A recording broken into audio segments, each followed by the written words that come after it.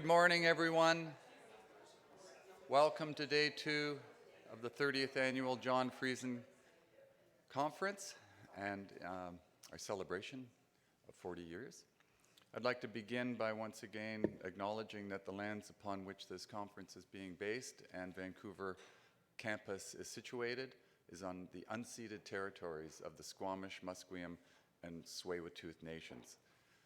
We're going to start off continuing with some of our discussions about the importance of housing, which was an issue that received considerable attention yesterday.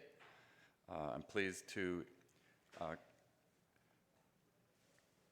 present the symposium, Promising Practices for Aging in the Right Place, the AIRP program of research for homeless, experienced older adults, chaired by Atiya Mahmood. I'm going to call upon Atiya, who's going to introduce all of the speakers today, and we're going to get going. Thank you.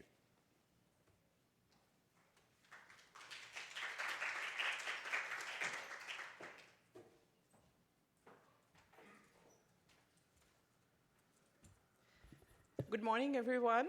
I'm Atiya Mahmood. I'm an associate professor in the gerontology department and also part of this research team. So today our session is going to focus on aging in the right place for housing precarious or homeless experienced older adults. And so we have an exciting panel here today. So to give an overview of the AIRP, that's the acronym for it, project is Dr. Sarah Canham. She's an associate professor at University of Utah, but also an adjunct professor with us in Simon Fraser. She was here before as research associate and also postdoctoral fellow. And then we have Chris Danielson. She's a founder of Power and Knowledge, but also another thing is that she's a lived experience expert in this area, and she will talk about her story and what she's doing as advocacy in this area. Then followed by Jenny Conican. She is one of our promising practice partners, and Sarah will explain what that means. And she's going to talk about the practices of one particular promising practice, Hallway House. And then followed by a short research presentation on data collected at Hallway House by Rochelle Patil, who is the project coordinator in our program. And I am the Vancouver lead for this particular program, and Sarah is the principal investigator of the 3-city project, so which is Calgary, Vancouver, and Montreal. And then we'll wrap up with some policy implications of ARP, which is going to be done by Program and Operations Coordinator Laura Kadawaki at Population Health United Way, but she's also an adjunct professor with me. And I forgot to mention, Rochelle is also an MA student in our department. So I'll go ahead and give the stage to Sarah.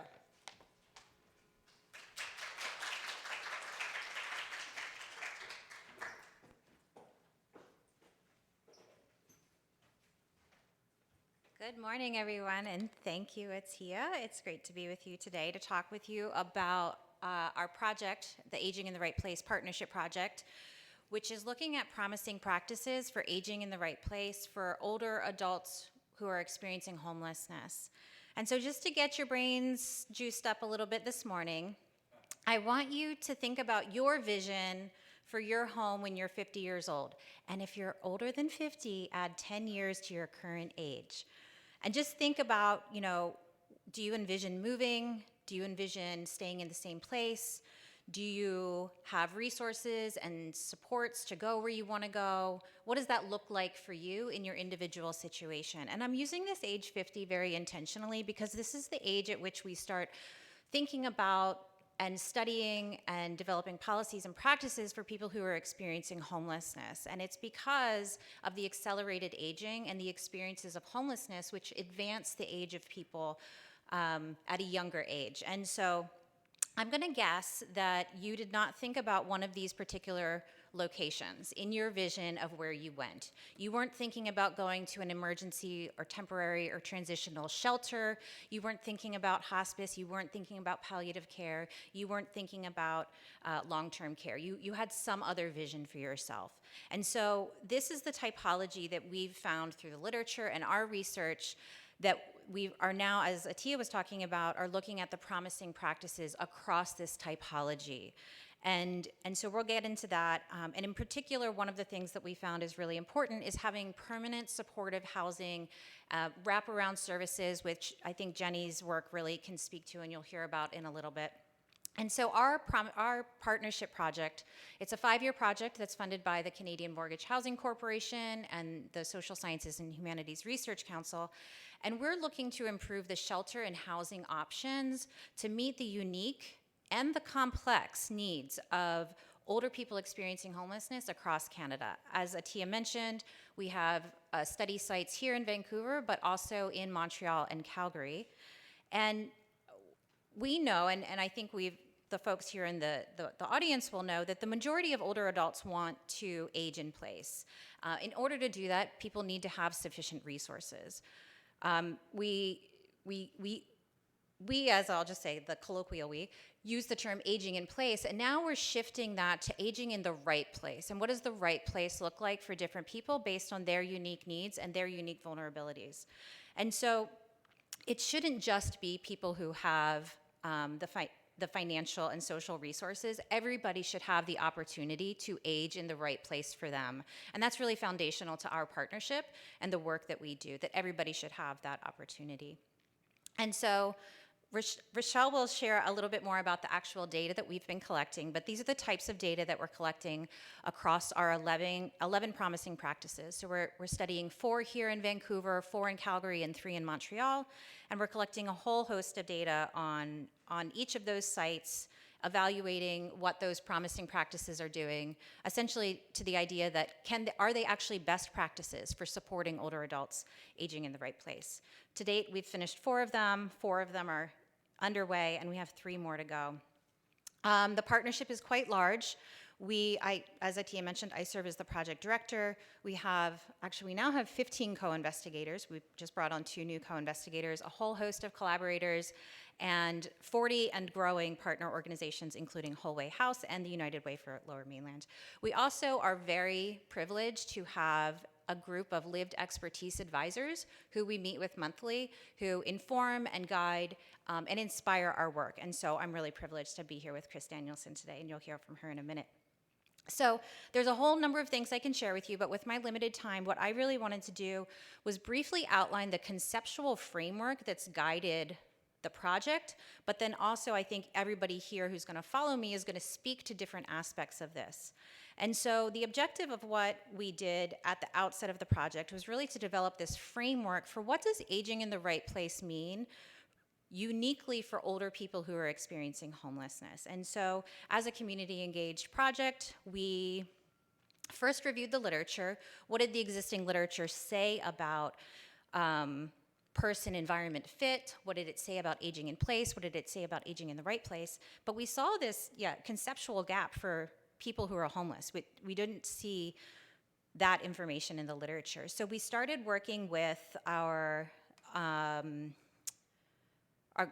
we have a number, I forgot to mention this, but we have a number of committees. We have an executive committee, we have our lived expertise committees. We also have local advisory committees in each of the cities. So Atia is the chair of our Vancouver local advisory committee, and we also have ones in Calgary and Montreal. And we met with them to talk about what we saw in the literature and then to help fill the gaps. And so what I'm about to share with you came through that process, a mixture of what we saw in the literature, but then also this iterative process with our community partners and our advisors on our committees.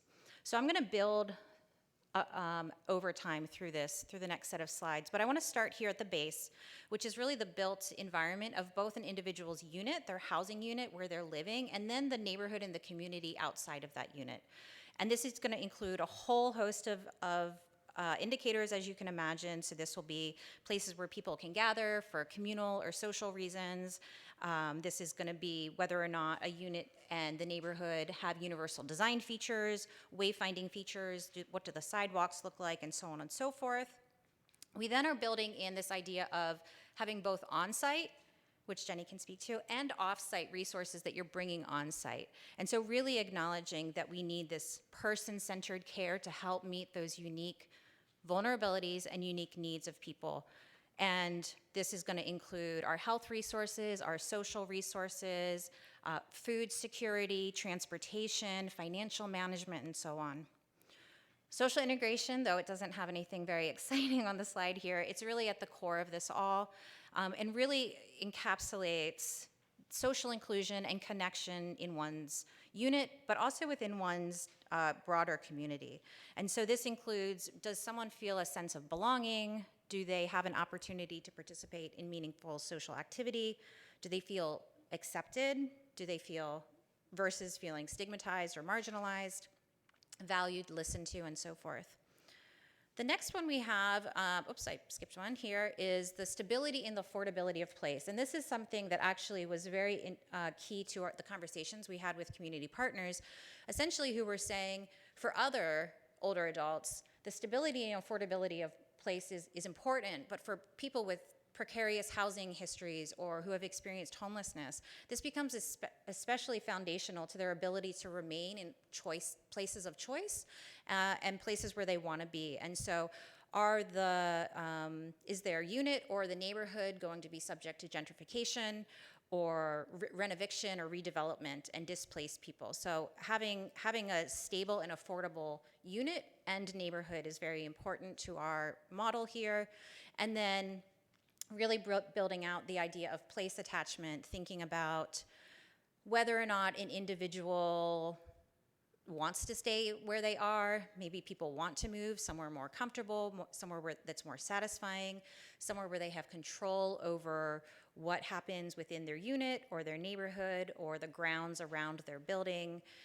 Do people have autonomy over personalizing their space? Do they feel safe, secure, and a sense of privacy? And then finally, the political and the economic context within which all of this exists is going to enable or disable someone from being able to age in the right place. And this includes the policies and the programs that are directly available to individuals, so we can think about entitlement programs or other programs that allow people to either age in place or age in the right place.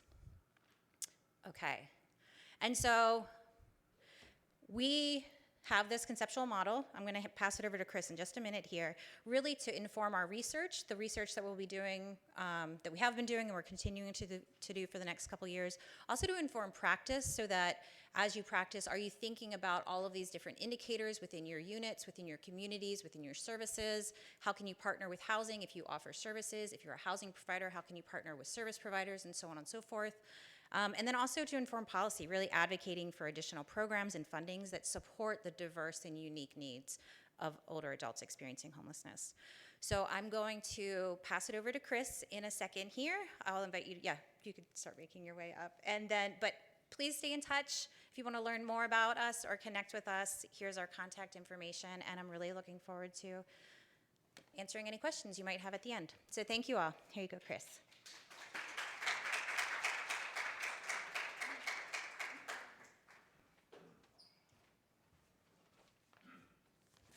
Good morning. I come to you today from 3 different sides. The first side I come to you is from family, home, and business. The second side, homelessness. And the third side is outreach and reaching home. I'm a 61-year-old mother of 3 and grandmother of 2. I have worked and paid taxes since I was 14 years old. I built and was running 2 very successful businesses.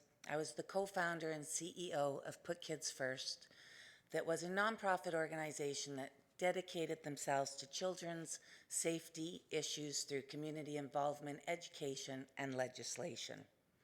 We fought hard and helped bring the National Sex Offender Registry to Canada after a little girl was abducted and murdered in my neighborhood, named Heather Thomas.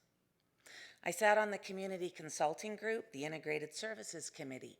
I chaired the Cloverdale Cares Homelessness Committee and helped bring the first shelter to Cloverdale called Bill Reed Place. I was a volunteer basketball coach with the Y, crossing guard, hockey mom, soccer mom, competitive dance mom, and in my spare time, I did laundry. The first me, the one that I just told you about, didn't know about the second me or the third me. So it's 2 days before Christmas. I've set the table for Christmas dinner. I come home and everything's gone. I felt like I'd been punched in the stomach. Everything was spinning and I didn't know what was going on. I ran upstairs. My son's passport was gone. His clothes were gone. My son was gone. All the money in the house was gone, and almost every lock in my house had been changed. If I'd come home half an hour later, I would have been locked out of my own house. I soon learned my bank accounts were empty, my credit cards were racked, my overdrafts were racked, and even the food in my pantry was gone. 1 year later, I had lost everything I had ever worked for, including my kids. And the truth is, there was no help for me. None. It was 3 days before I had to leave my house, and it sunk in that I was going to be homeless. And a woman, a stranger that I didn't know, offered me a spare room. Lucky me, and yet what a horrible feeling it was to have to move into a stranger's house, and that was my best choice. I spent the next 3.5 years couch surfing, sleeping on floors, staying at friends, and sleeping in my car in the Walmart parking lot while every system denied me, kept me down, made me jump through hoops day after day, making me feel so ashamed. It made me feel like there wasn't a spot in the world for me anymore, and it didn't matter. People would come up and say to me, "What doesn't kill you makes you stronger." And I would say, it is killing me. It's just taking too long. So as an older person that had done very well in her life, I was expected to figure things out by myself.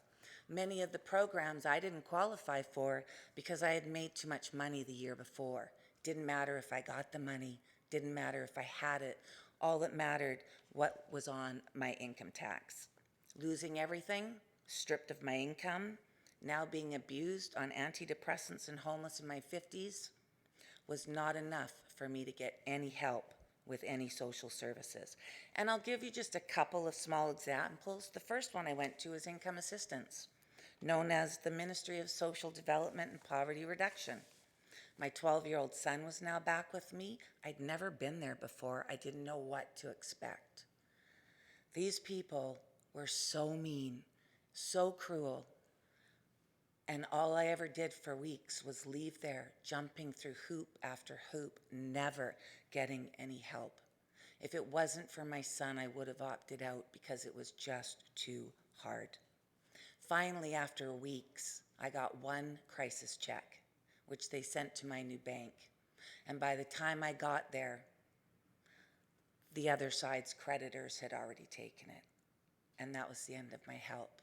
And everybody was very helpful and to say to me, "Oh, they can't do that, it's against the law." But I didn't have the money or the energy to take on the bank and unknown creditors. The second place I went to was legal aid.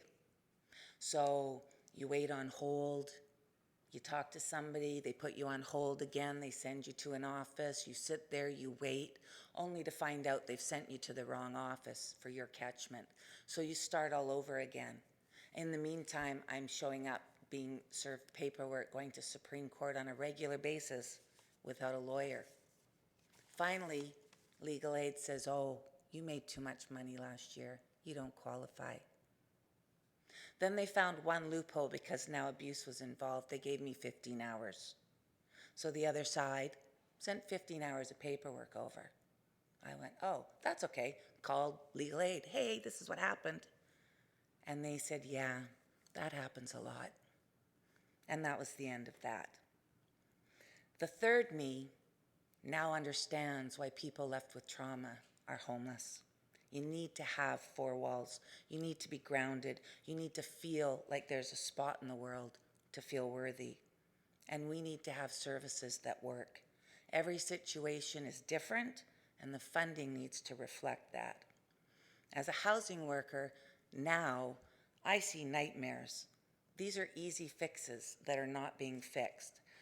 I shouldn't have a 70-year-old woman come to me and say, "I've been living in my car for 4 months," and I have to say to her, "I'm sorry, you got to live in there for 6 months before I can give you a subsidy. Come back in 2 months." And one of the biggest trends I see right now is older people becoming homeless. And they don't have the skills or the knowledge to survive, and they don't know where to get help. Every place that I went to that turned me away, every one of them could have told me, about outreach, and somebody could have helped me maybe get a subsidy, helped me find a place to rent, and I could have kept custody of my youngest child. And I hear stories all the time. One client, an older woman, her husband died. He'd always looked after the bills.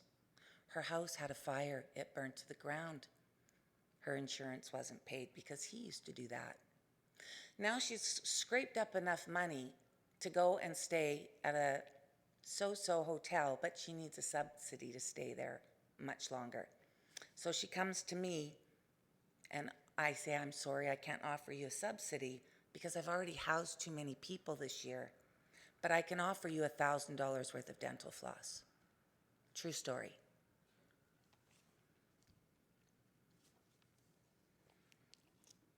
One day, I had to turn 10 people away that needed housing because there was a mistake in the budget. The next day, we got told it's okay.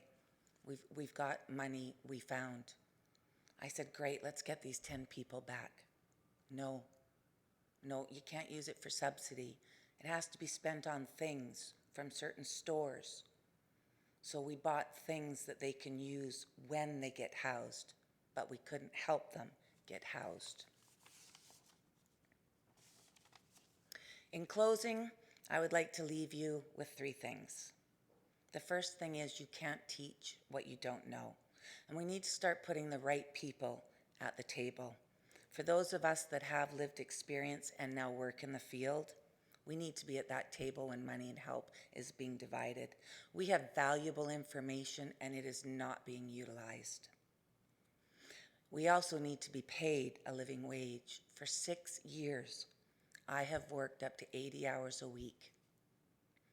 Graveyards, double shifts, weekends, working 40 days with 1 day off, just so I can keep a menial roof over my head.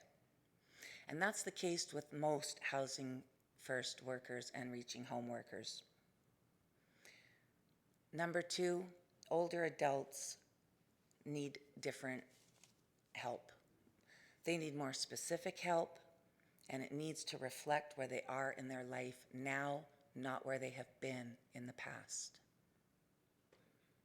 And lastly, the next time you see a homeless person, don't judge them. Get those myths out of your head and see an incredibly strong person that is surviving trauma, surviving the system, and waiting for help. Thank you.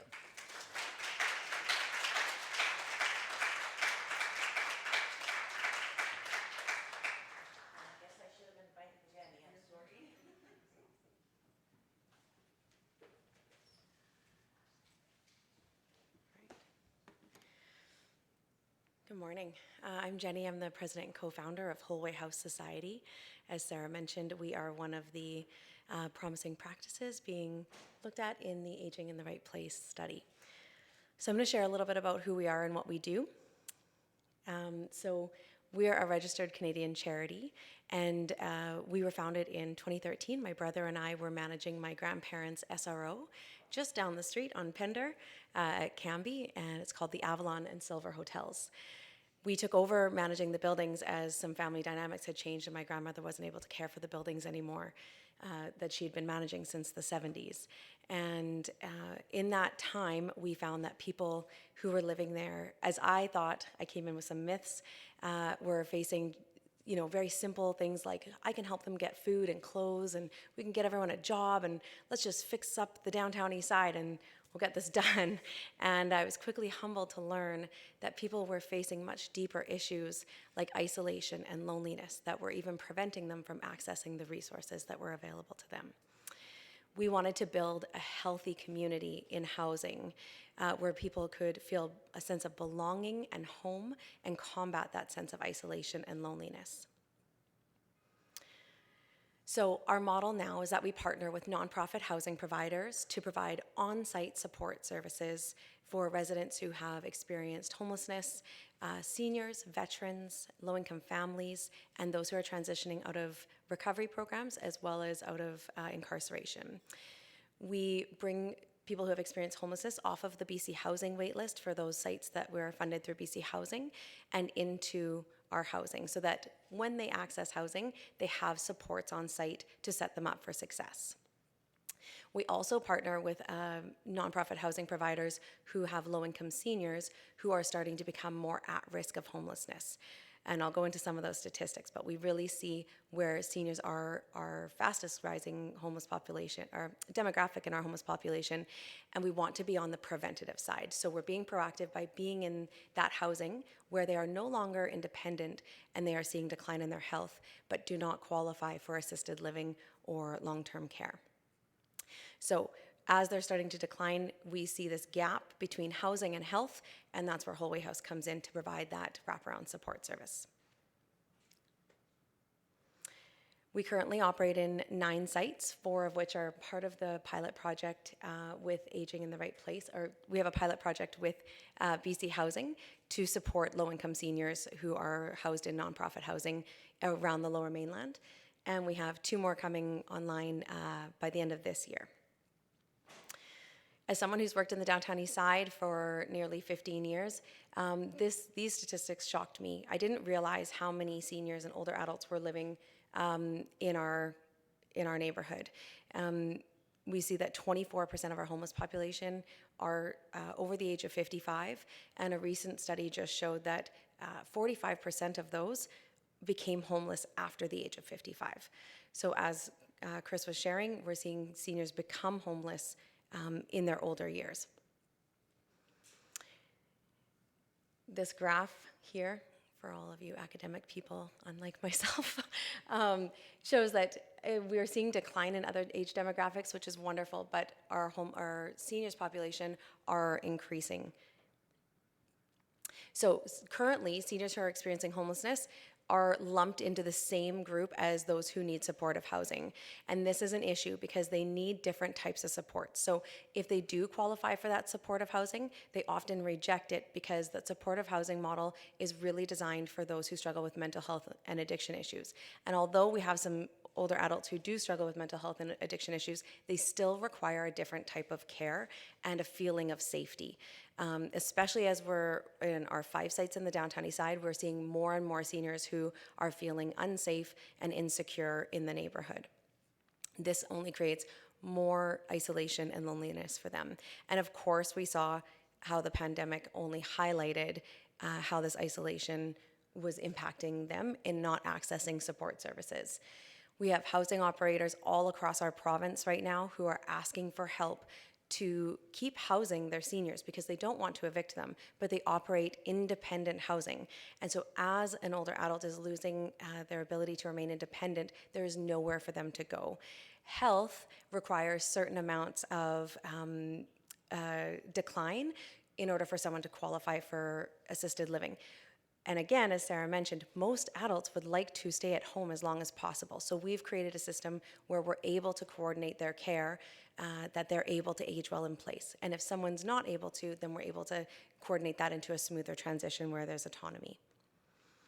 We've recognized at Whole Way House that this is more than just a housing crisis, but this is a heart crisis. And people need to have an environment where they have a sense of belonging and trust in order to work within the systems.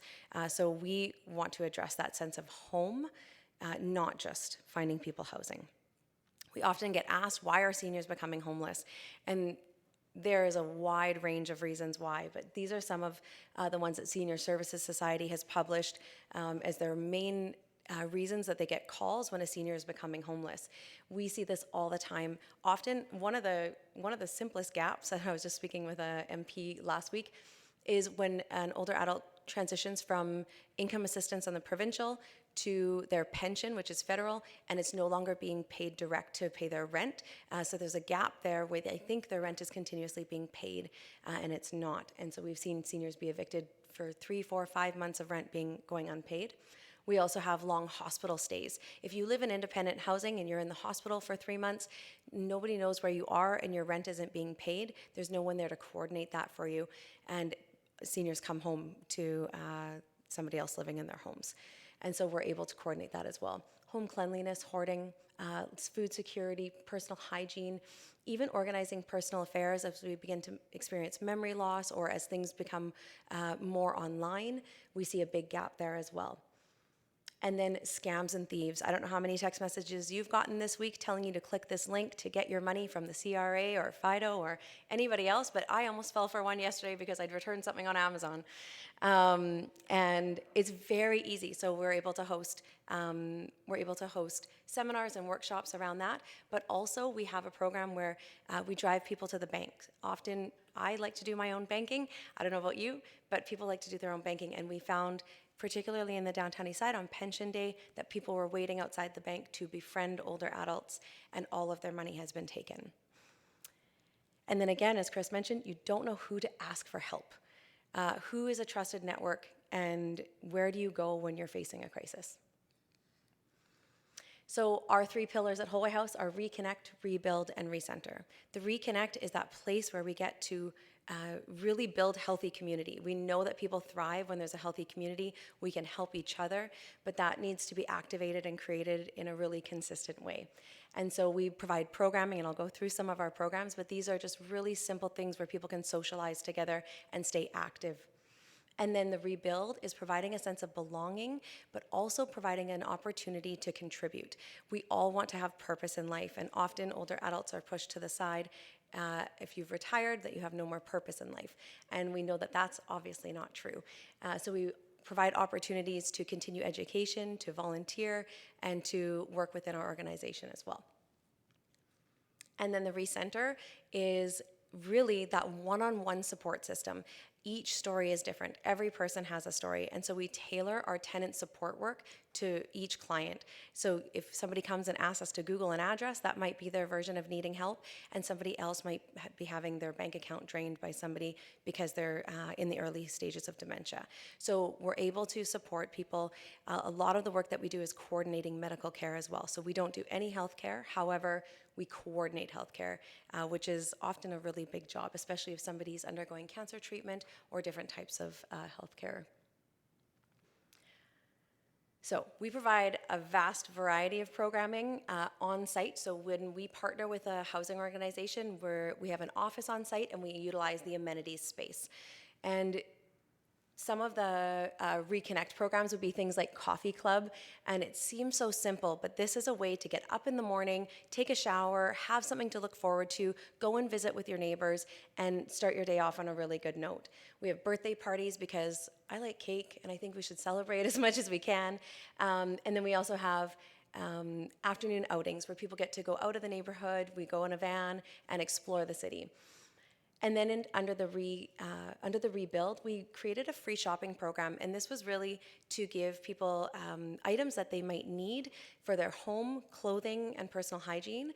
However, when we started working with older adults, I noticed a shift in a sense of pride and not wanting to receive charity. And so we created this program so that we set up our amenity space like a retail store, and every person receives tokens or tickets for free, but they get to come and choose their items, and they pay for them with their tokens. It is such a fun experience. It's very dignified. There's no chaos or feeling of rush to grab free items, but there's also that sense that I get to choose the items that I want and need for my home or for my closet. And so that's been a really incredible program. And then, of course, we celebrate holidays and do all these fun things. Our Clean Team program is really, especially for residents who have disabilities who aren't able to clean their homes anymore.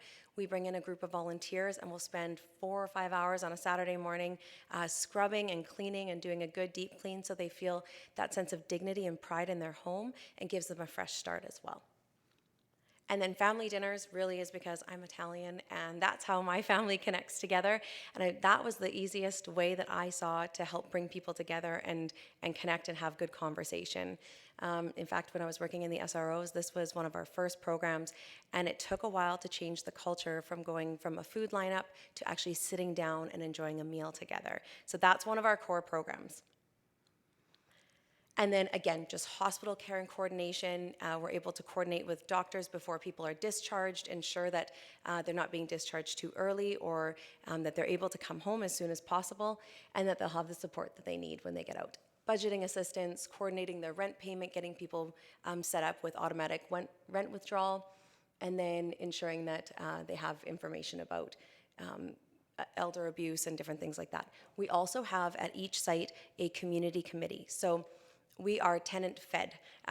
We want to make sure that they are contributing to the ideas of the programs that we're doing. Some buildings have art programs, and some laughed at us when we wanted to do art, and some, enjoy doing puzzles, and they all have different programming, but under those same 3 pillars. Through COVID, we were able to do a meal delivery program that was funded by BC Housing. Over the course of 2.5 years, we delivered 300,000 meals. But to me, the most important part of this was that we were able to make a touch point with older adults who were living in low-income housing who had no support services available to them. So our team was trained in asking if they needed help with anything, in doing even iPad medical appointments, setting them up with virtual appointments, and just being that check-in for them. Because we're on site, we were able to respond immediately when the heat dome hit in 2021. At each site, we were able to set up what we call a chill zone. So in the lobby, we had fans and air conditioners, water, all the things that they might need. And then this is how our programs work through stabilization. So when somebody moves in out of homelessness, we're able to provide them with clear instructions of what it looks like to be a good tenant and able to provide that support for them.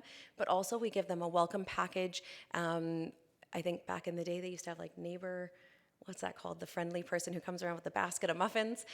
So we do that, except for ours are filled with clean sheets and towels and a coffee maker and treats, so that that person really feels a sense of home, who's gone through a shelter system, who's been living in a car, and we want them to know that they're very welcome. And then we do home success visits. So for someone who's transitioning out of homelessness, often they don't feel at home yet. And so we set up a monthly visit with them to see how they're doing, and we are able to identify some of those issues that might be coming up, like leaving food out and attracting pests and rodents, or starting hoarding. And so we're able to be really preventative and work with the landlord so that the landlord is understanding that they have the support that they need and not heading towards eviction. And then consistency is so important in building trust. Prevention. So we're working again with seniors who are housed, but could be going down that road where they're becoming more vulnerable.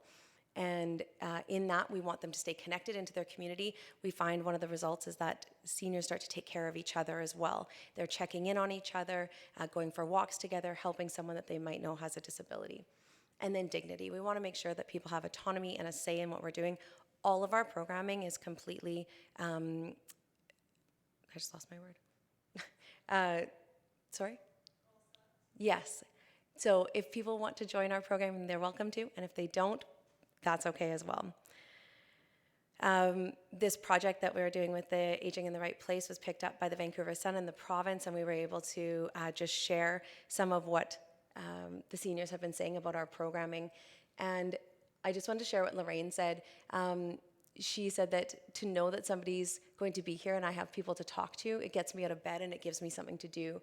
I have a different outlook on life now. She later shares that her doctor said she could be off of her antidepressant medication because of the extreme change in her life. In the survey that we did with our SFU partners, we found that 82% reported that they found it hard to make ends meet and they were worried that they could lose their home. And more than 2/3 didn't have any services or activities to give them a sense of purpose or meaning in life. And we just have so many incredible people who we've brought out of homelessness. I won't go into them, but honestly, I'll just share with you Tibor. I found him walking in a snowstorm down Powell Street. He was living in one of the SROs in the downtown east side, which I won't mention the name, but they had had 4 stabbings that month. All of his money was being taken from him for protection, and he wasn't able to receive his home support services, even though he had had a stroke. We were able to move him into the Veterans Manor, and he is now stably housed. He's happy and healthy, and we'll definitely make some charming little jokes if you ever come and visit him. We see that we have 90% less calls to 911 with our support services on site. Often calls to 911 are made out of anxiety, and we were able to keep those down. Our support services are also extremely cost effective. Hospitalization, and I've been told that these numbers are actually quite conservative.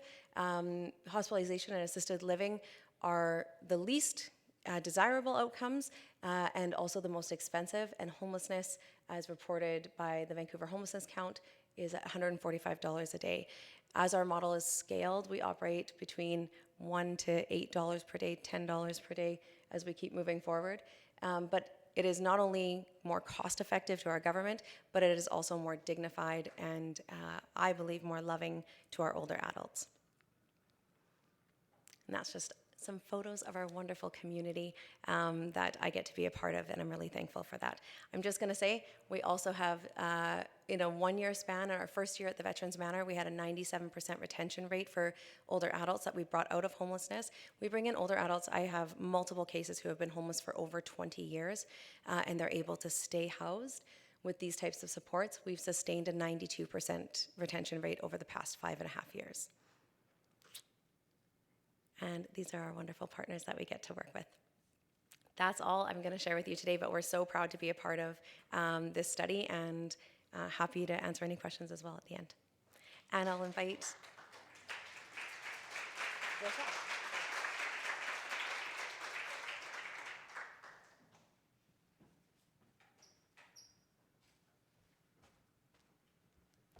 Hey everybody.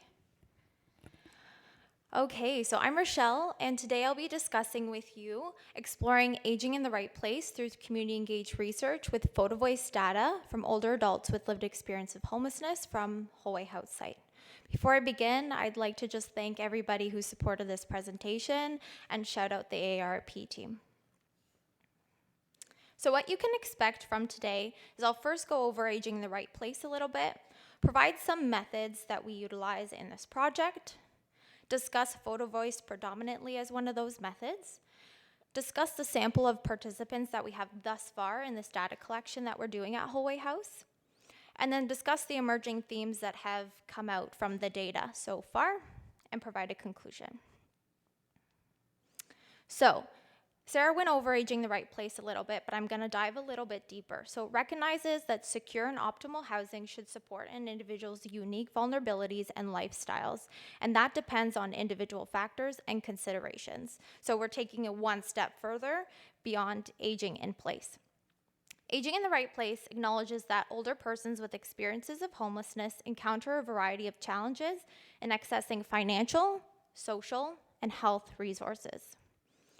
Programs offering senior-specific housing supports and enabling aging in the right place for older persons with experiences of homelessness are limited and underexplored.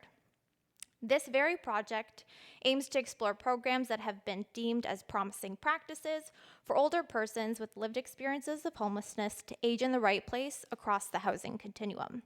Today, I'll be sharing with you all how we utilize the photo voice method to better understand what aging in the right place means to older persons with experiences of homelessness that reside at affordable housing sites where Whole House provide their services. So this is the housing continuum. I just wanted to point out where Whole House fits on this housing continuum, as they provide tenant and social support services to the residents in the building at 5 different sites. This is where they fit in the continuum. So our data collection methods, as you can see here, they're quite vast. So what we do is we do a document review with looking at the organization as well as all of their programs. We take it another step further by assessing the built environment of these sites. So for this study, we're looking at 5 sites. And so we do an environmental audit at every single one of those sites, looking at the internal environment as well as the external environment, looking at the surrounding neighborhood as well. And then we take provider interviews as well as another data collection method to really understand the staff perspective who work for this organization. And then what I'm going to be discussing with you today, and arguably the most important, is the client photo voice interviews. So far, we have 13 clients that we've done the photo voice interviews with, and we're aiming for about 20, so we're more than halfway, which is really exciting. And how we undergo this is we do 2 different in-person semi-structured interviews. So at first, we really get to know the participants. We understand their health, their social needs, and then really what their housing history was, their housing experience was. And then we end that first interview describing what photo voice is and how the next interview will kind of go. So then when we do the photo voice interview following, they're very comfortable and confident talking about the process. And each of those interviews about 45, 60 minutes in length. So we spend quite a bit of time with the participants. You might be thinking, what is photo voice? And I will let you know. So photo voice is a qualitative, community-based participatory action research strategy, which is centered around participants and encourages them to document their perspectives through photo taking and storytelling jointly. Pertaining to this project, the residents of specific housing sites where Holway House provide their services took photos of aspects that represented aging in the right place to them to visualize, illustrate their perspectives and perceptions. This data collection method promotes advocacy, critical dialogue, and is particularly well suited to examine complex issues of equity, like aging in the right place. So we're able to see through their eyes and hear through their voices what aging in the right place means to them. Before we get into the data, which is the most important part, I just wanted to go over the demographics of the participants that we have so far. So far we have 9 female and 4 male participants. However, we're happy to report that we see this leveling out as our last site is a predominantly male site. The age ranges are between 60 and 90 years of age, so a pretty good age range there. And then predominantly Caucasian samples, however, we're aiming to diversify that with the remaining participants that we're having. So these are the emerging themes that have came through the photo voice thus far. Community and mobility and access in the community opportunity for social interaction, supportive aspects of the program, and engagement with built and natural environment. And you can already probably see that overlap between the framework that Sarah has already discussed. And all of these themes have been identified as factors of aging in the right place from the participants directly. So in order to really understand the data, I'm going to read to you the quotes and then provide a little analysis of them. So first, we'll start on the left side of the screen, Client 9, discussing mobility and access in the community. They say, this photo is the bus stop. It's got this shelter. It means that TransLink knows these people come and sometimes they have to wait maybe 15 minutes or even sometimes half an hour. If it's raining or very windy, this is very good. That's why I like the shelter. It saves the passengers and they can be more comfortable to tolerate the time and the weather. Sometimes I use this bus going to Metrotown for my volunteer work at the community center. This participant expresses that having accessible transportation is essential to access the community, especially farther reaching parts, for them to do their volunteer work. There's also this highlighted importance around having a bus shelter, and it enables the waiting of the transportation and the poor weather conditions to be manageable. On the right side here, Client 2 states, this is a great convenience that came in several years ago, and it's really important to me. I'm so much older, it makes my grocery shopping so much easier, and I really appreciate that. Aging in the right place definitely means having good access for grocery shopping, and having this really excellent produce shop, also within close distance on the way, gives me so much more choice. Having amenities that are accessible without public transportation, such as grocery shopping, going to the drugstore, or any outing really, contributes to aging in the right place as it provides individuals with choice on how they want to spend their time. All in all, public transportation and having amenities close by act as a vehicle to accessing the community, which contributes to aging in the right place. This is one of my favorite quotes, so I'm very excited to share it with you today. So Client 7 says, this is where we come together to play games, have special dinners, watch movies, as well as other activities, but most importantly, build new friendships with each other, bridging different cultures and people. So blessed to be here to get to know all these wonderful people in the group and include them as family and special friends to me. Social spaces such as community rooms acted as a meeting place for those living in the building. However, these activities and events that take place in the community room gave participants a reason to get out of their apartments and interact and engage with one another. Holway House staff facilitates these social activities that bring a diverse range of people together. This planned and purposeful social connection that is facilitated by Holway House not only develops friendship, but chosen family as well, which creates a unique experience for residents to connect with one another on a regular basis and create deep, meaningful connections and not surface level interactions. And this contributes to their sense of aging in the right place.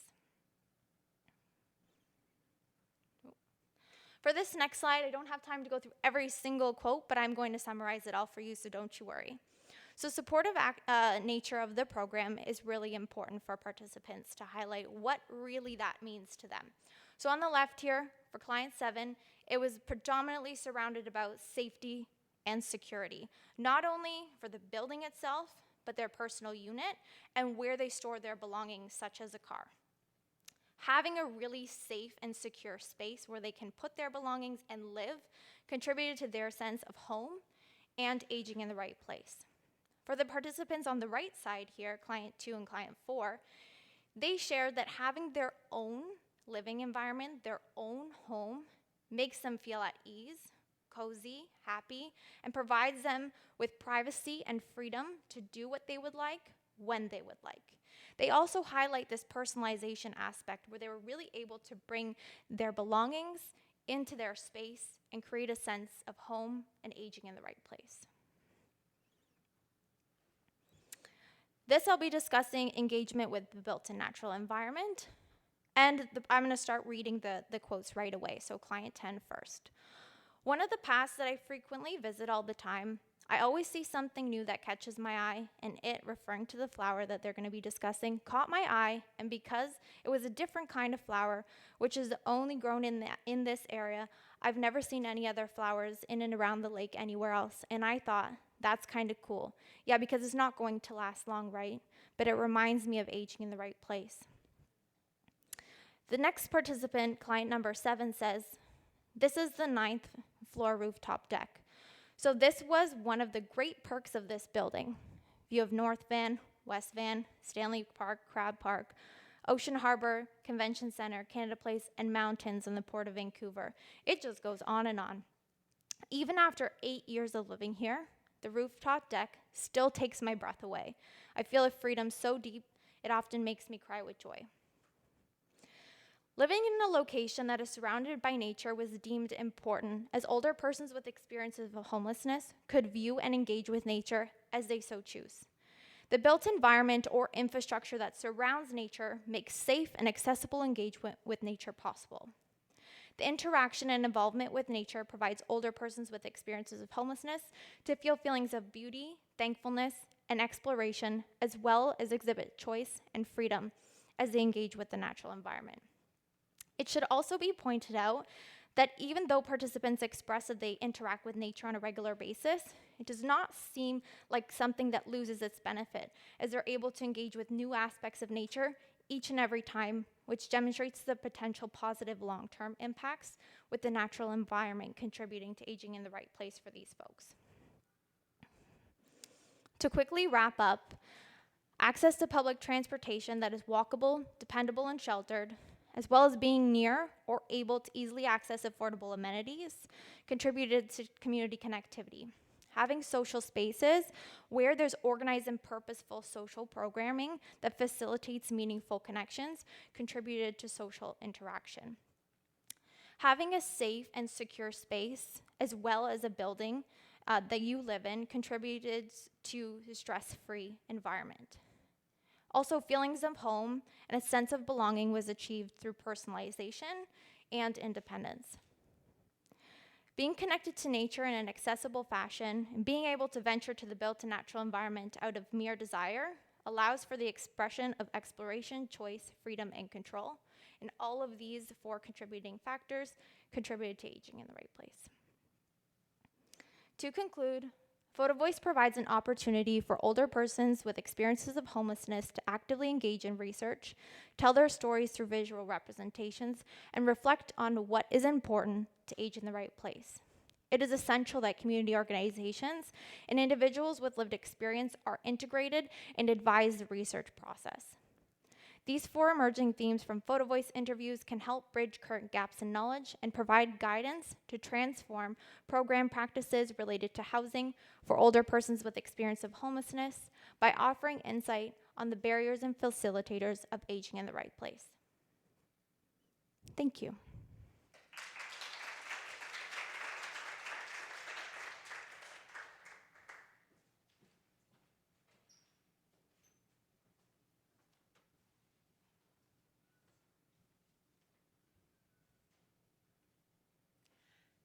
Right, so to round out the presentations, I'm going to be talking about some of the policy implications regarding housing precarity and homelessness for older adults in BC.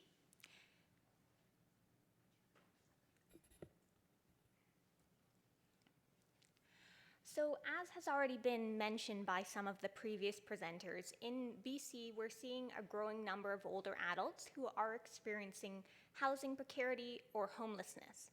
And so the reason that I actually started on some research on housing precarity for seniors is because I work for United Way BC, and we have a seniors provincial housing working group, and they had become increasingly concerned over the past few years because there had been a lot of frontline service providers, particularly in navigation and peer support, who were coming to them and telling them that the housing crisis, the housing affordability crisis, was reaching levels they'd never seen before. There were so many older adults who were coming to them, accessing navigation services and needing to find affordable housing. So as you can see from the statistics here, there's a large number of older adults who are on the wait list currently for social housing in BC, and that wait list is only increasing. As Jenny mentioned, there's an increasing number of older adults who are among the homeless population. And then we also see there's a large number of renter households who are potentially at risk of homelessness.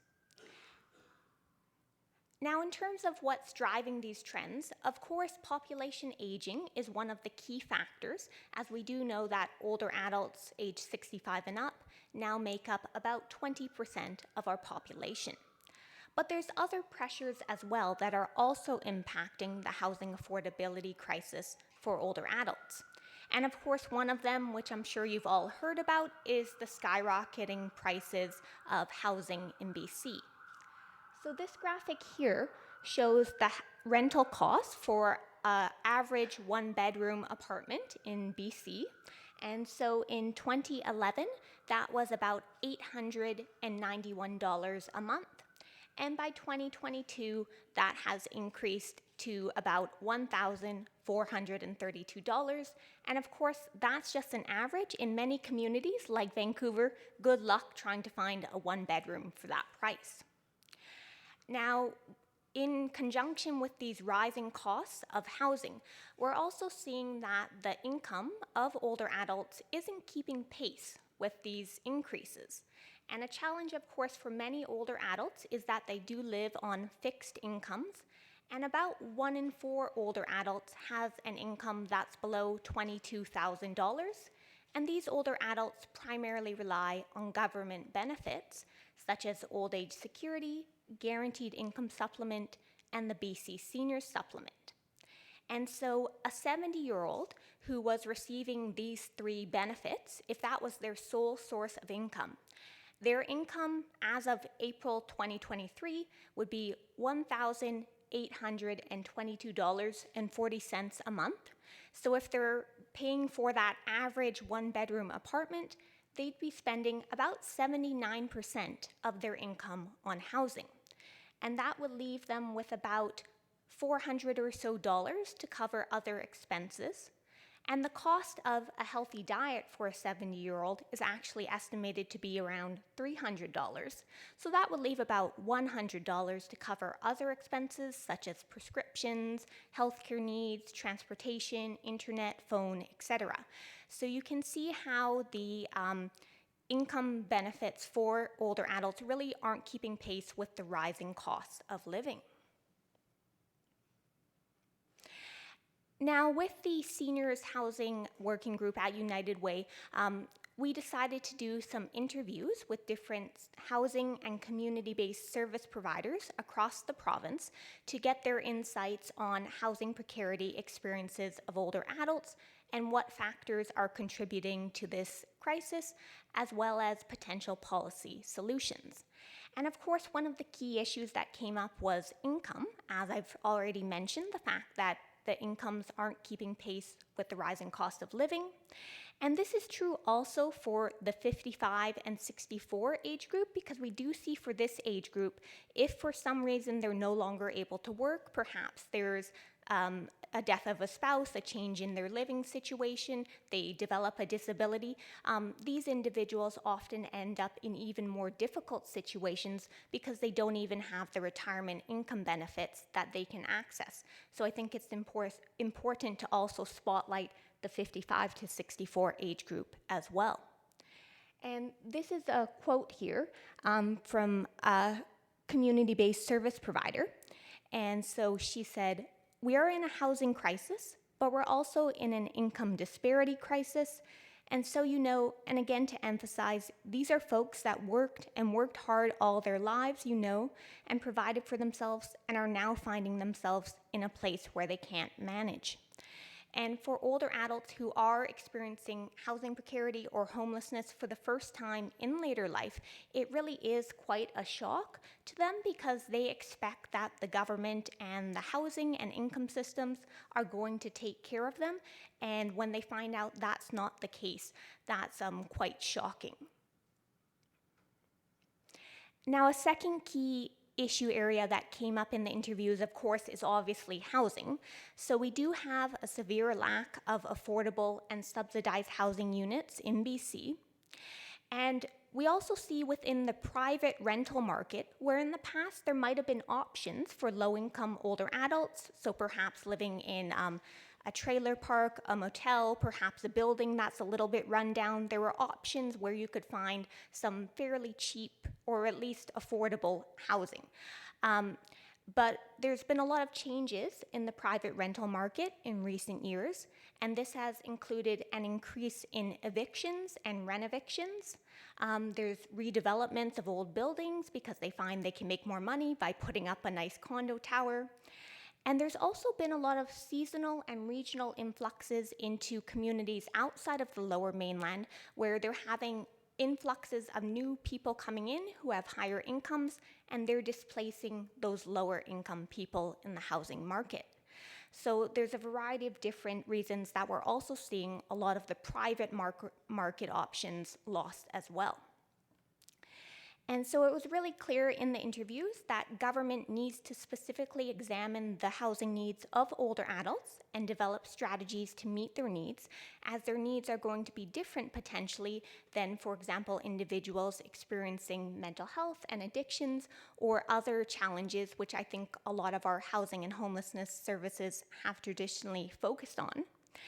And there was also the recognition that we need a continuum of affordable housing options that will meet the wide range of needs that older adults have.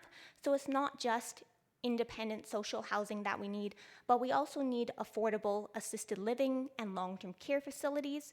And that was something that really came out in the rural communities, that there's just a complete lack of housing options for older adults.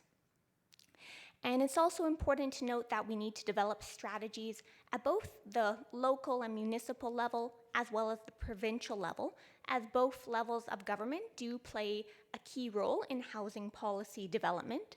So at the local level, you can form, for example, coalitions or action tables, and some municipalities have done a fairly good job of trying to bring together their service providers, the municipality, the health authority, and other stakeholders in order to address housing issues and homelessness. And we also see that municipalities can enact bylaws and policies that can encourage the building of affordable housing, and others, in some cases, enact policies that discourage it, and of course we don't want that to happen. And then at the provincial level, of course, there's policies that can be implemented as well. For example, there's the SAFER benefit, which is available for low-income older renters, and this is widely considered to be inadequate in terms of the amount of funding that it provides. So there's provincial policy levers, and also the province can potentially regulate things like rent increases, vacancy controls, evictions. So really, there'll need to be, I think, a suite of policies implemented regarding housing in order to address the multitude of factors that are contributing to housing precarity for older adults. And so to finish up, I just want to touch on two more issue areas that came up regarding from the interviews.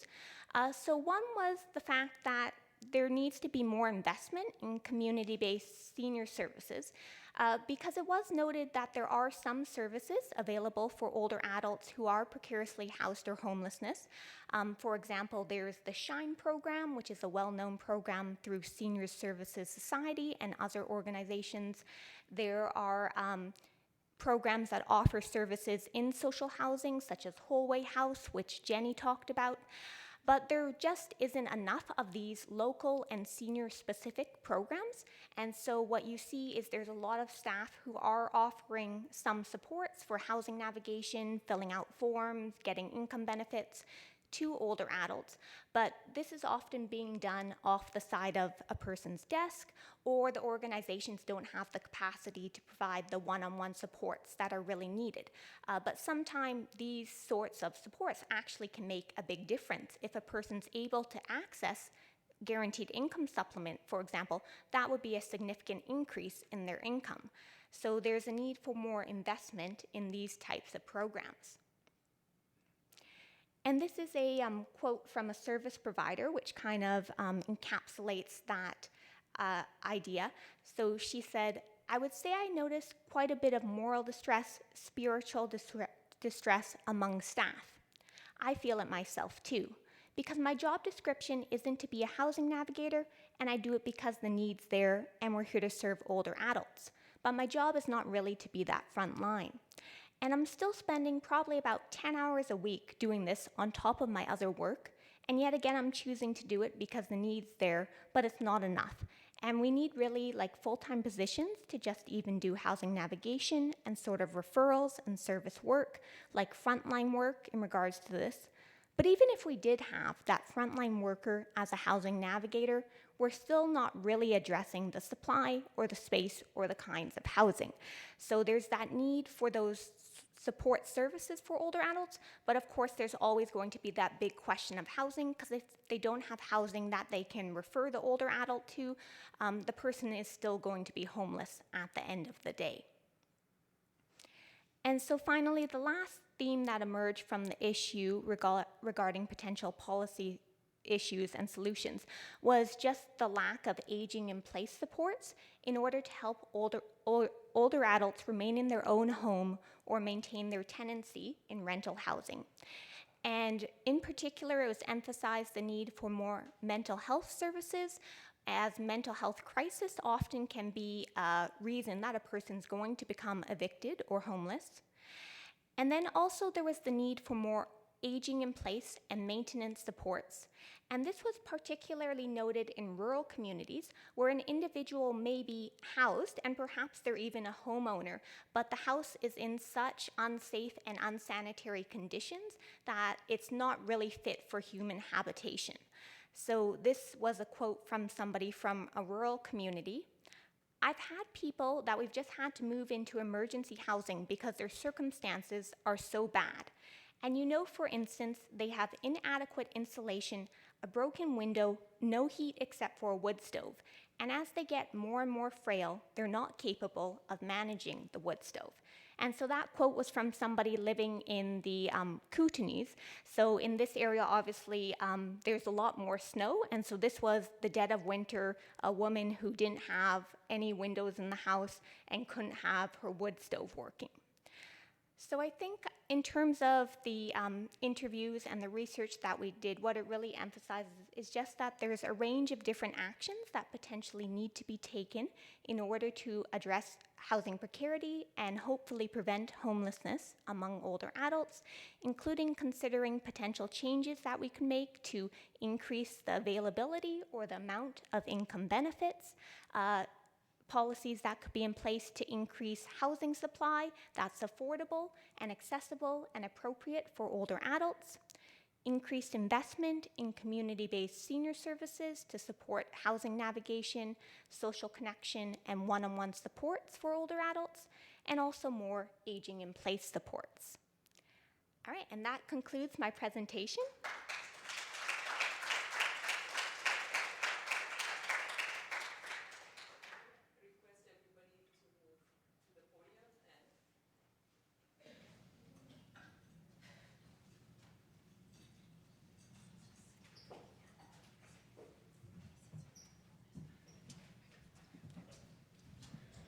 we're opening it up. We have about 15 minutes for questions.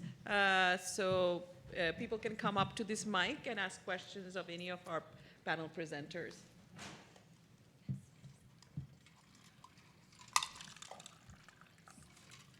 Good morning, everyone. Thank you so much for great presentations. The homelessness and the housing challenges with the last presentation, we have been having these conversations for a very long time, many years.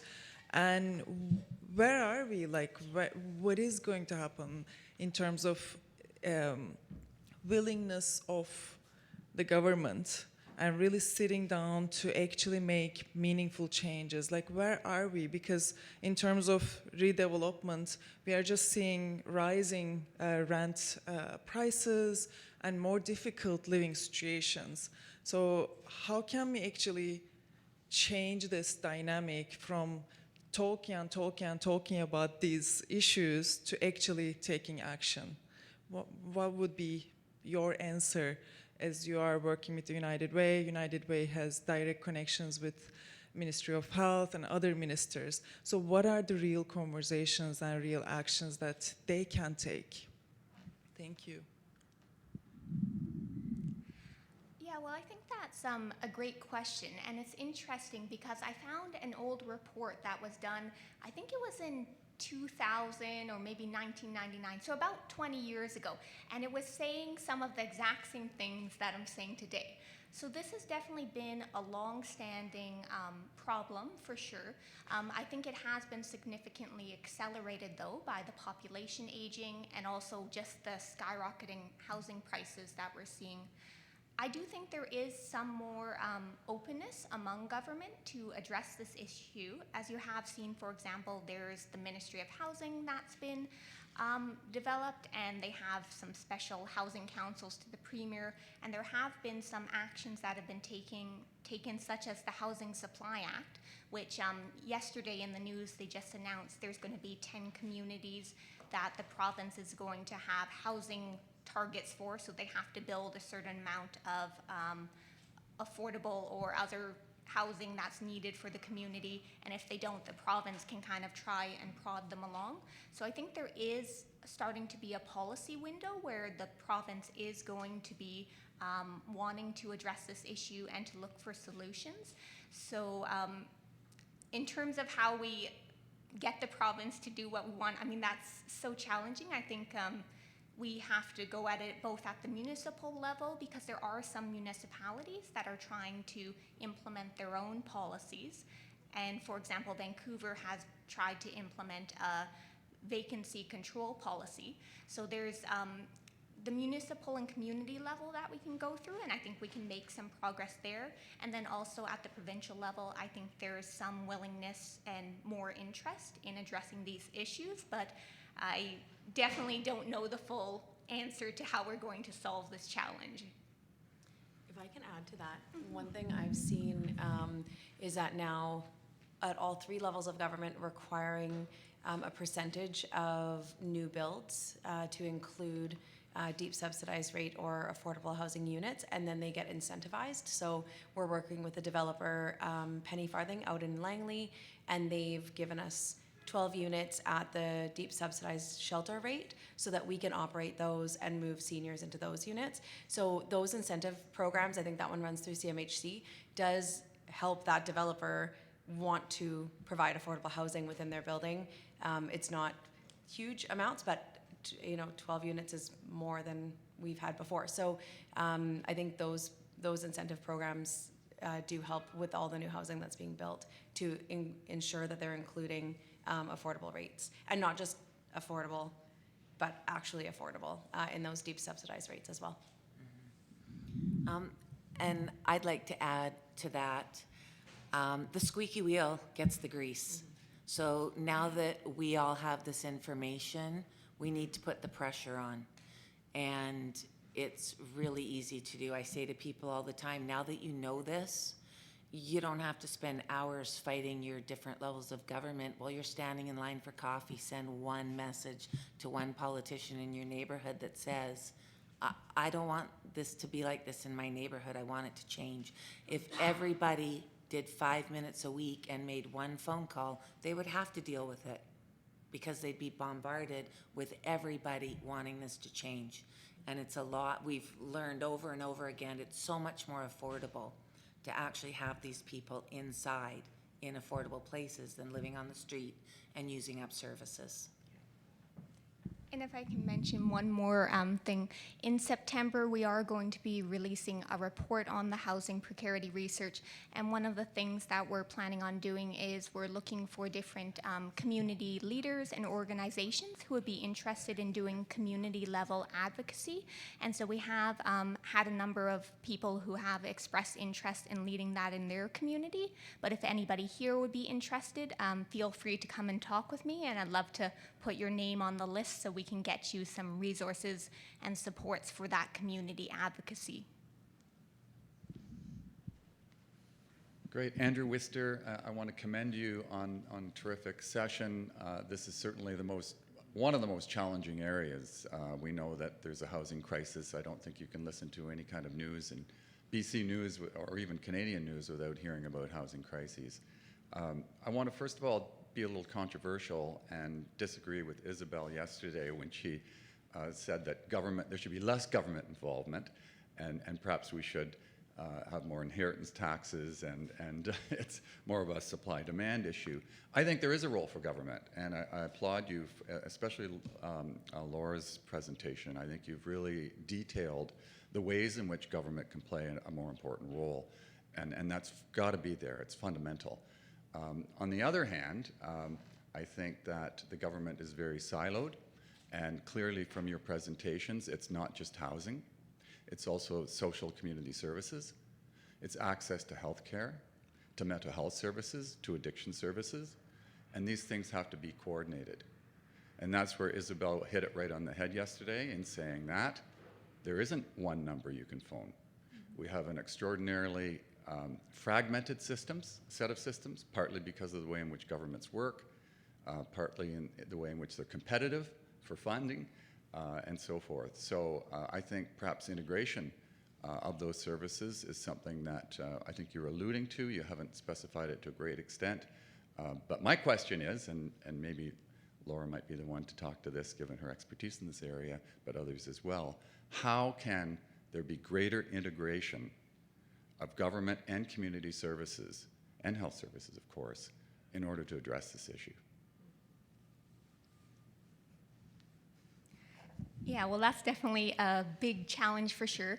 But that was something that came up in the interviews. I just didn't have time to go over that. But in particular, there was that concern about that lack of integration between the healthcare system and the housing system, and the fact that it feels sometimes in the housing sector like the healthcare system is passing the buck, and there's people who are being discharged to shelters or housing who have severe health needs and need support and aren't receiving it. And then also that pressure sometimes on the housing provider, expecting them to act like a case manager almost when an older adult doesn't have any supports. So there is definitely a strong urging for that closer integration between the healthcare and the housing systems. And some of that could perhaps be achieved by having more coordinators or case managers who are perhaps attached to specific seniors housing buildings. If we know that a building does have a large older adult population, and in particular if it's social housing where they're probably going to have more complex needs, if there was some sort of coordinator there who could be on site at the building maybe 1 or 2 days a week, I think that could be very beneficial to build those types of connections. And they do have in the United States, in their social housing buildings, when they have enough older adults in the building can actually get funding for a resident service coordinator who can help to build some of those connections and coordinate the services. So that would be one potential avenue, but I think there's other models that could also be explored and looked into. And of course, there's models like Jenny's that help to integrate the community service and then also making connections with the health and the housing. So there's local models as well in BC that we could look at. Yeah, Yeah, I agree with the healthcare system, both health and housing, and they both admitted that they kind of look at each other because it is such a mix. That gap often is on the discharge, on, you know, even advocating for home support services. My staff often have to call every single day for weeks to get somebody to come and do an assessment when an older adult starts falling or has different health needs, isn't able to bathe themselves. But if we can get those services, then they're able to stay home. They're able to age well in their homes. I think one of the things that we're seeing is in our downtown east side sites, there are a lot more coordinated access points versus in our site in Burnaby when someone has a mental health breakdown. There's nothing. There's nothing for older adults with mental health issues. There's no support services. We work with the REACT team, but it's just very fragmented. So there needs to be some integration across all communities, not just in a concentrated area. Yeah, I don't have the answer to that, but it does need to be coordinated because they feed into each other. And with our model being that we're on site, so the social programming is fun and it's great, it builds the trust, but it really allows us to have that trusting relationship to do the support service so that we're able to coordinate their healthcare so that one day if they do need that, they're already connected to us. They already know who to ask and they're not jumping through hoops to figure that out. It makes it a lot easier. Again, that proactive preventative method is a lot more cost effective. So although I don't have the full answer for that.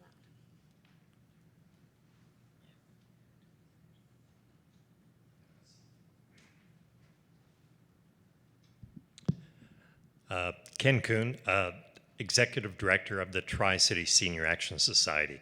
And I noticed something, I'm going to follow up with a statement that Chris said, you know, the squeaky wheel, etc. But unfortunately, each one of us has to, in our own political MLA constituency, tackle that person. Because if I go and talk to someone in North Van where I don't live, they say, oh, are you in my constituency? And then they just ignore you. So each one has to do their own work in where they live. But Leslie Godet yesterday, one of the bullets, she had mentioned about planning, seniors planning centers and planning groups. And I'm part of a group trying to get something going with the United Way, with BC seniors councils throughout BC. These are all volunteers. And as Leslie said yesterday, all we really need is $15,000 or $20,000 so we can get those volunteers, you know, some office, a telephone, all those sorts of things, and it builds capacity. And I've talked with Isabel, et cetera, about it. And so aging in place, if we have some of those services as well as helping the housing, the transportation, et cetera, and healthcare, we can be a conduit in each local community. So I'm not sure if, I think there was one or two people up there who were funded partially by United Way, and I would like to see if any of your homeless parts, I mean, we're considering housing for sure, but we need to have those other supports in place too. Any comments at all? We don't receive funding for United Way. We're mostly funded through BC Housing at our sites, but yeah, I don't know. Yeah, well, I guess I'll speak to that as the United Way person. So in terms of housing, United Way traditionally hasn't been super involved in that area, but they are involved in, for example, some Reaching Home initiatives in Nanaimo, the 100 More Homes program in Penticton. So there has been some roles that United Way has played regarding housing, and often that's more in a convening role regarding bringing together stakeholders who are addressing these issues. And I think for seniors, planning tables and councils, as you mentioned, they are such a great ally in terms of being able to advocate for the policy changes that we want to see. Because of course I can go as a researcher and try and talk to policymakers or councils, but I think when you hear from someone who's an older adult themselves or somebody with lived experience, that just has a totally different impact. So I think it is very valuable that we have those sorts of organizing mechanisms in BC through Costco or planning tables or whatever they might be. And United Way really values being able to partner and work with them on advocacy work.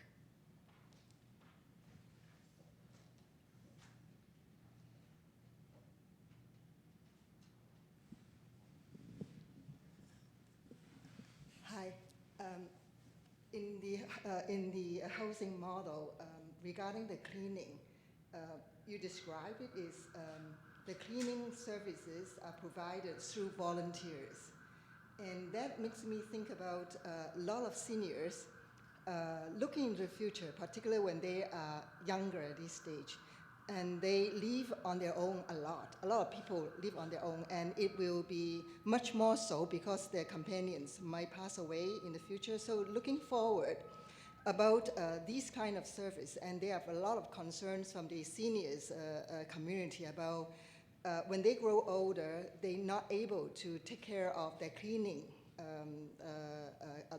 those kind of services, and also repair services, the handyman service. So these are two issues that the concerns has been shared by, and the anxiety shared by older people at this moment. There is not any structure proposal or structure plan from any of the communities. And I spoke to quite a few politicians, and it's not on the table because it's not in a crisis at this moment. Cleaning and repairman is not in a crisis. But looking forward, under the surface, it is a crucial issues because it needs to, when people live on their own, if they don't have the support about the repairman, the handyman, repair service, and cleaning, it leads to all kind of issues about cleanliness, the hoarding service, the hoarding, and also the fall preventions and health issues. So my question is it something that is worthwhile for research into look at these kind of areas? What kind of a systematic proposal or systematic help we could look in for the future? Well, you're definitely right. It's one of the biggest issues that we see across all of our housing units.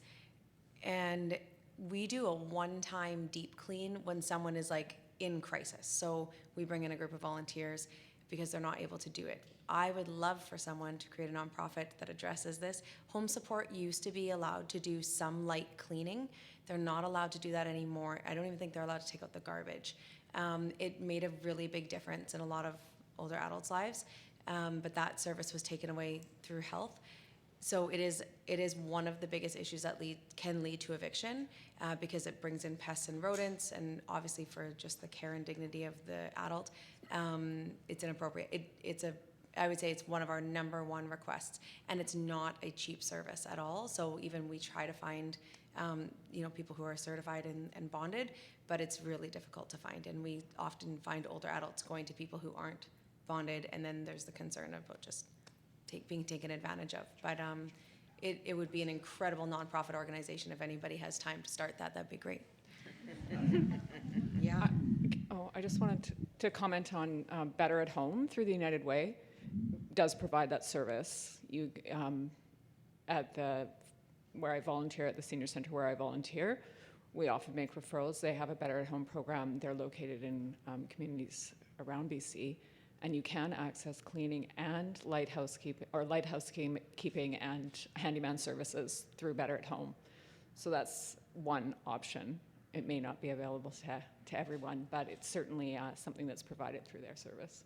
It's their Healthy Aging Initiative. Do you want to say something, Laura? You probably know more about it. I'll just add one thing on for that. So yes, that's correct that we do have better at home programs and they are available in most communities across the province. We are aware though that there are limitations to the service. There's wait lists often for the housekeeping.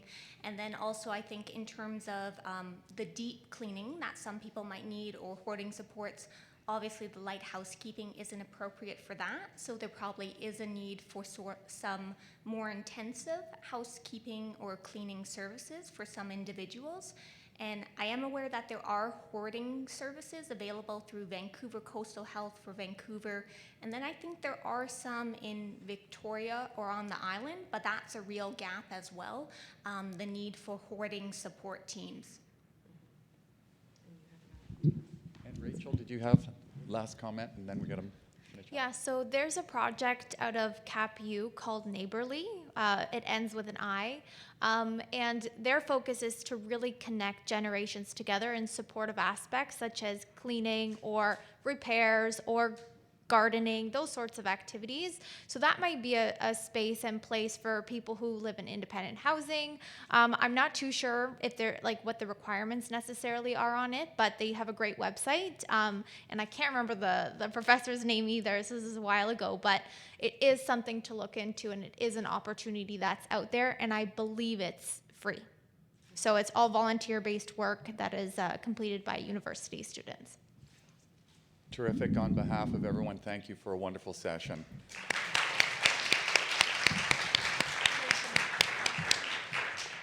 We have a 15-minute break. Maybe it's 13 minutes again. There's coffee at the back.